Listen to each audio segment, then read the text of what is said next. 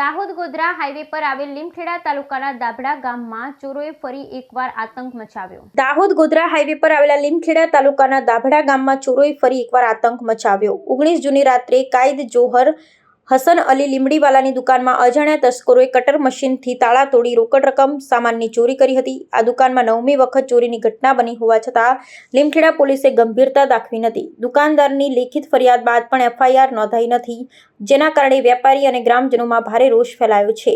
દાભડા ગામના railway station ફળિયામાં આવેલી કાયદ જોહર હસન અલી લીમડીવાલાની દુકાનને તસ્કરોએ નિશાન બનાવી 10 જૂનની સાંજે 8 વાગ્યાની આસપાસ દુકાનના માલિકે દાહોદ ખાતે એક પ્રસંગમાં ગયા હતા। દુકાનમાં કોઈ હાજર ન હોવાને લાભ લઈ તસ્કરોએ રાત્રે ચોરીની યોજના અમલમાં મૂકી તેમણે કટર મશીનથી દુકાનનો મુખ્ય દરવાજાનો નકુચો સેન્ટ્રલ લોક કાપી નાખ્યો। અંદરની ચેનલ ગેટના તાળા પણ તોડી તસ્કરોએ દુકાનમાં પ્રવેશ કર્યો। દુકાનમાં લગાવેલા સીસીટીવી કેમેરાઓને ઊંધા ફેરવી દીધા અને ડીવીઆર બોક્સના વાયરો કાપી નાખ્યા।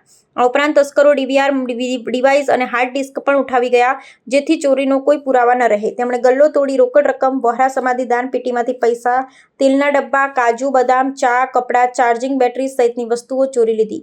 દુકાનના માલિકના જણાવ્યા મુજબ ચોરી ગયેલા સામાનની કિંમત આશરે 94,000 રૂપિયા છે। વહેલી સવારે દુકાનની બાજુમાં રહેતા પાડોશીએ કાયદ જોહરને ફોન કરી દુકાનના તાળા તૂટેલા હોવાની જાણ કરી, જેમણે તાત્કાલિક દાભડા પહોંચી દુકાનનું નિરીક્ષણ કર્યું, જે સામાન વેરવિખેર હતો। લીમખેડા પોલીસને જાણ કરતા પોલીસ ઘટના સ્થળે પહોંચી, પરંતુ કોઈ નોંધપાત્ર તપાસ કે કાર્યવાહી હાથ ધરી નથી।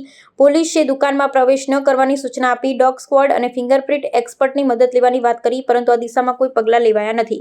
દુકાનના માલિકને લીમખેડા પોલીસ સ્ટેશનમાં 4 કલાક બેસાડી રાખ્યા। તેમણે દુકાન ખોલી ધંધો શરૂ કરવા જણાવ્યું।